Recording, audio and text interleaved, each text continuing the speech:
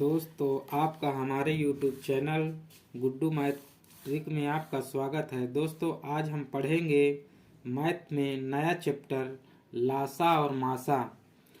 लासा और मासा हम लोग बहुत अच्छे से पढ़ेंगे और इसमें हम लोग बिना गुणनखंड विधि और बिना भाग विधि के इसको लगाएंगे, क्योंकि गुणनखंड विधि और भाग विधि से करने में परीक्षा में बहुत समय लग जाता है, इसलिए हम इसको सिर्फ शॉर्ट ट्रिक से देखेंगे।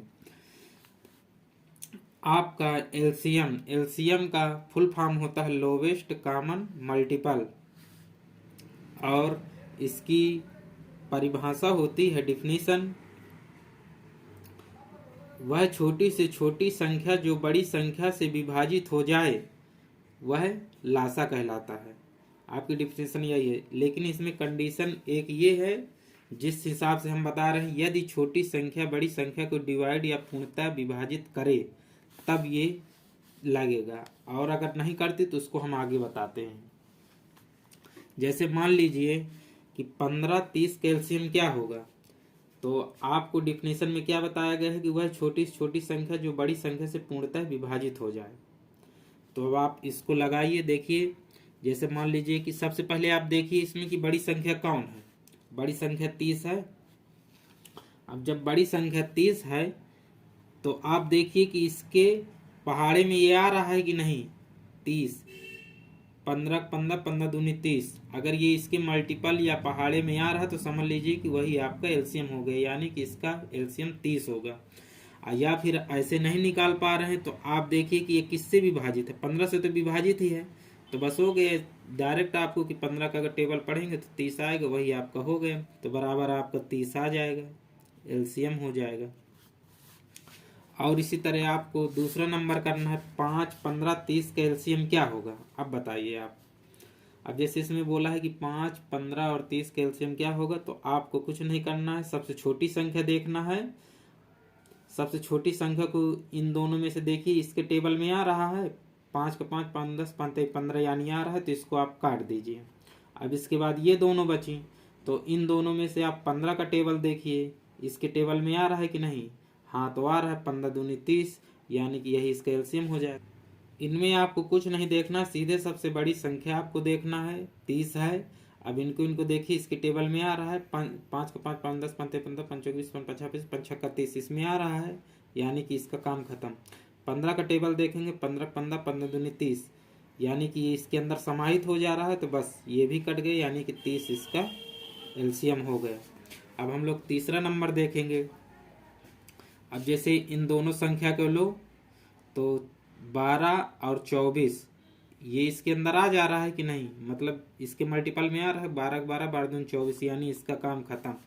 अब इसको देखेंगे बड़ी संख्या में, तो 24 24 दूना 48, इसके मल्टीपल में आ रहा है कि नहीं, तो आ रहा है, तो बस इसका भी काम खत्म, यानी कि इसका एलसीएम हो जाएगा आपका 48। चलो दोस्तों, अगला सवाल देखते हैं, क्वेश्चन नंबर 4।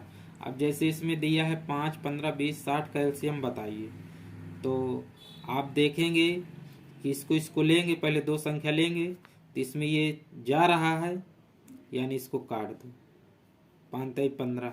अब इसको देखेंगे और इसको देखेंगे, तो ये नहीं जा रहा है, तो इसको अभी छोड़ दो।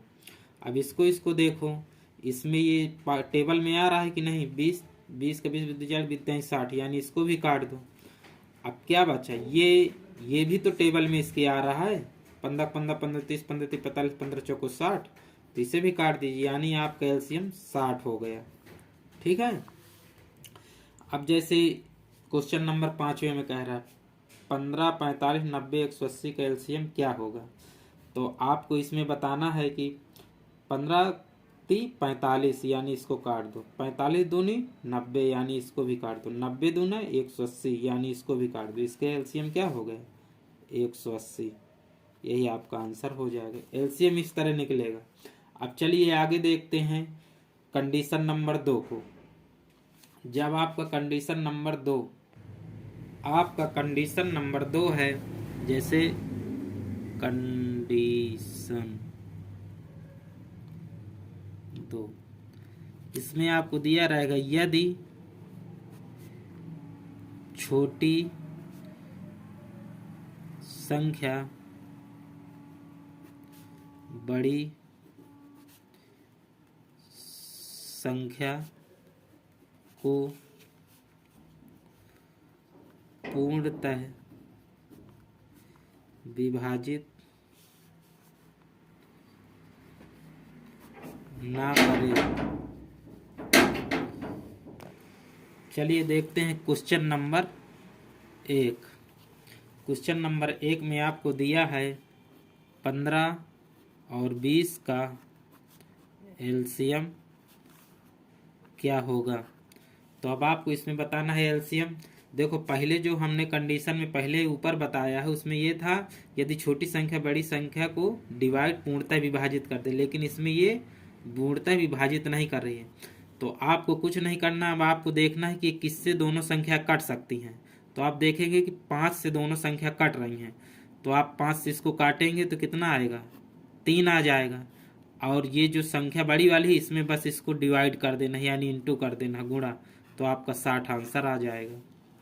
चलिए अगला सवाल देखते हैं। क्वेश्चन नंबर 2, 30 40 का एलसीएम क्या होगा। तो अब इसको भी वैसे ही करते हैं। अब इसमें देखेंगे कि ये डिवाइड नहीं हो रहा पूर्णतः है, तो अब आप इसमें देखिए कि इसमें क्या किस संख्या से मतलब जा रहा है ये।